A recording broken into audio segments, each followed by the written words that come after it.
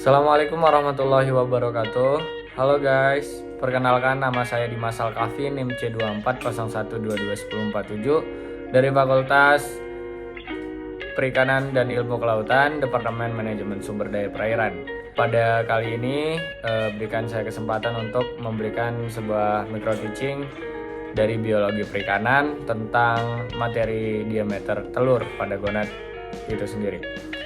Diameter telur adalah garis tengah atau ukuran panjang dari suatu telur yang diukur dengan mikrometer yang skalanya sudah diterapkan. Diameter telur itu didapatkan dari telur-telur dengan tingkat kematangan gonad. Tingkat kematangan gonad itu sendiri antara 2, 3, dan 4. Kenapa begitu? Karena telur dengan tingkat kematangan gonad 3 dan 4 itu memiliki ukuran yang sudah terbaca dalam proses perhitungan diameter telur yang mana ukurannya relatif besar.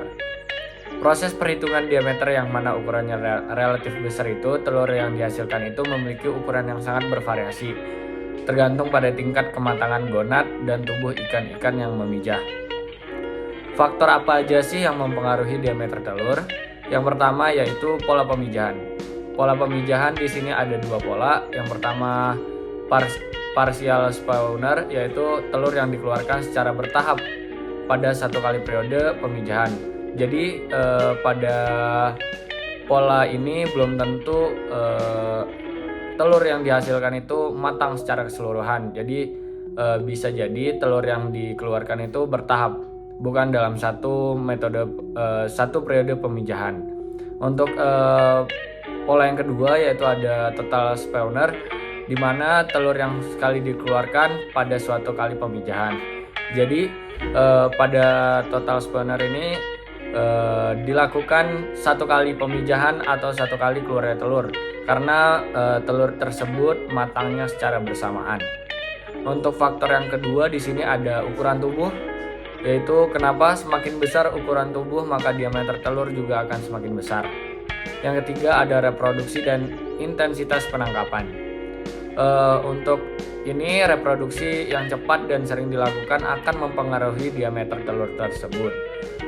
Dan yang kedua ada intensitas penangkapan yang tinggi menyebabkan diameter telur semakin kecil. Jadi kita harus mengetahui kapan sih ikan tersebut melakukan pemijahan atau prosesnya matang gonad tersebut. Dan saya akan mereview sedikit tentang materi minggu kemarin, yaitu fekunditas. Di sini fekunditas terbagi menjadi 3, yaitu pertama fekunditas mutlak, yaitu jumlah telur masak sebelum dikeluarkannya waktu ikan memijah. Yang kedua fekunditas nisbi, yaitu jumlah telur persatuan berat atau panjang dari tingkat kematangan gonad itu sendiri. Yang ketiga fekunditas total, yaitu telur keseluruhan yang dihasilkan ikan selama hidupnya mulai dari reproduksi pertama sampai dia mati nanti. Dan selanjutnya fekunditas dan diameter yang diamati ini berasal dari ikan yang mencapai tahap perkembangan yang sudah matang. Maka dari itu tadi sudah dimention bahwa tingkat kematangan gonad yang sudah matang itu diperkirakan di tingkat kematangan gonad 3-4. Informasi dari TKG matang berguna untuk mengetahui perkembangan gonad serta pola pemijahannya tadi.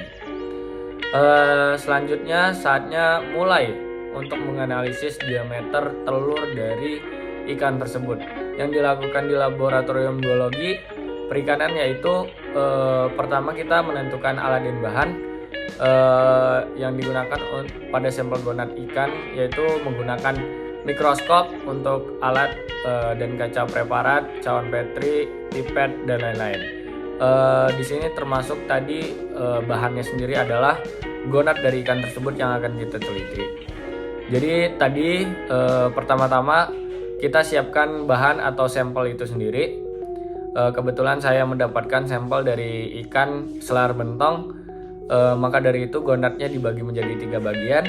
Ada bagian anterior, ada bagian middle, ada bagian posterior. Jadi satu gonad dibagi menjadi 3 substasiun untuk diteliti setiap tingkat kematangan gonadnya atau diameter telurnya nanti. Setelah itu kita pisahkan. Setelah kita pisahkan, kita berikan aquades pada 3 bagian tersebut, baru kita memberikan ruang kepada telur-telur tersebut bersama dengan aquades, agar kita mengetahui berapa perkiraan yang akan kita teliti.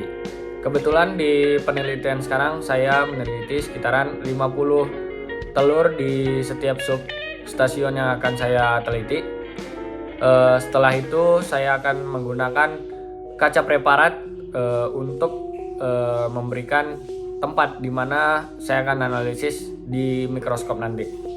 Setelah itu baru kita analisis menggunakan mikroskop dengan perbesaran 10 kali 4, yaitu di mana kita harus meneliti diameter telur itu nanti, yaitu sekitaran tadi saya sendiri mendapatkan nilai di hampir rata-rata di angka 40-an dan 30-an.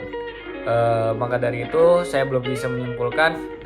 Nanti setelah analisis data kita akan menyimpulkan reproduksi dari tingkat kematangan gonad itu apakah dia pola parsial atau pola total.